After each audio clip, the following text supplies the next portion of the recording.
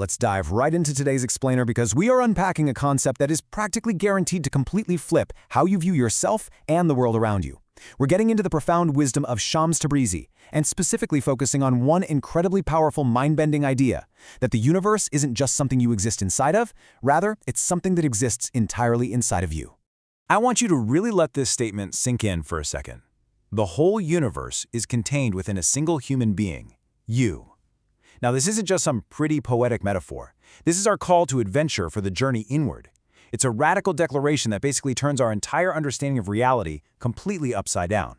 It's telling you that you aren't just a tiny speck floating in an endless void. You are the vessel for the whole shebang.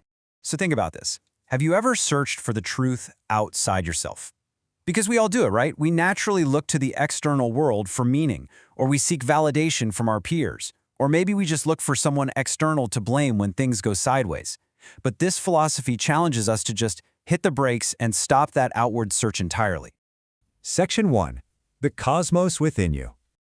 To really grasp why we need to stop searching outward, we first need to understand the mind behind this thought. Enter Shams Tabrizi.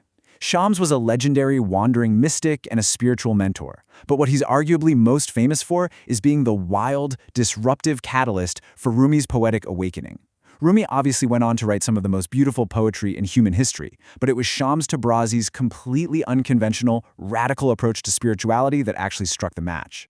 Now, this specific teaching about the universe existing within you is actually a fundamental principle of Sufi philosophy. But we're not just talking about dusty ancient history here.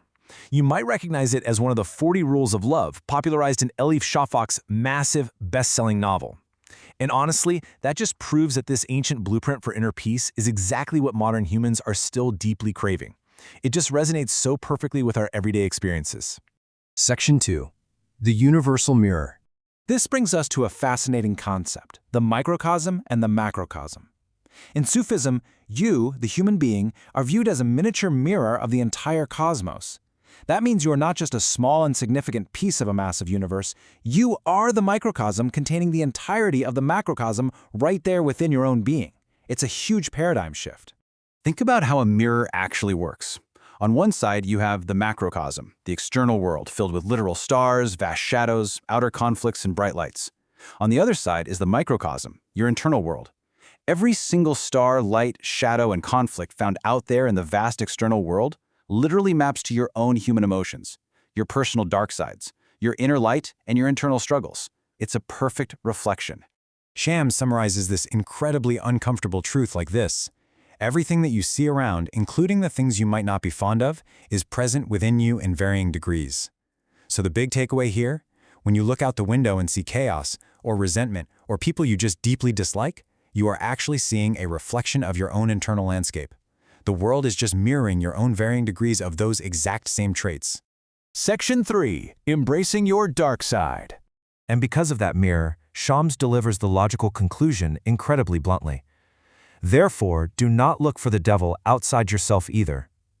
Instead of constantly pointing fingers at the external world, or blaming society, or trying to find a villain out there, he demands that we stop projecting our own unacknowledged flaws onto everybody else. That villain you see out there? Yeah, it's a shadow existing inside of you. This, my friends, is the practice of radical self-awareness. It means you have to actively stop the outward search. The next time you immediately want to blame your boss or your partner or the state of the world for your frustration, you've got to hit pause. You must accept your brilliant inner light, absolutely, but you equally must accept those internal shadows you'd way rather hide. True spiritual wholeness means looking at both sides of yourself without making a single excuse. Section 4. Reaching supreme consciousness. When you successfully face that internal mirror, you actually cross a threshold into a completely new elevated state of being. Shams taught that this is the gateway to divine wisdom, but it has to happen in order. Step 1, you have to get to know yourself fully with absolute brutal honesty. You literally cannot skip this part. Only then can you move to step 2, which is understanding the divine and the vast universe. Deeply understanding your own internal universe is the key to unlocking the external one. And that brings us to the magnificent conclusion of his thought. If you get to know yourself fully, facing with honesty both your dark and bright sides, you will arrive at a supreme form of consciousness. By integrating the things about yourself that you're proud of with the things you usually try to hide, you achieve ultimate self-mastery. You stop battling the world because you finally resolve the universe within yourself. So I want to leave you with a final, provocative question to ponder today. If the whole universe is already within you, what exactly are you still searching for on the outside? Take a little time today to reflect on that incredible, vast cosmos sitting right there inside your own mind. It might just change the direction of your search from this day forward.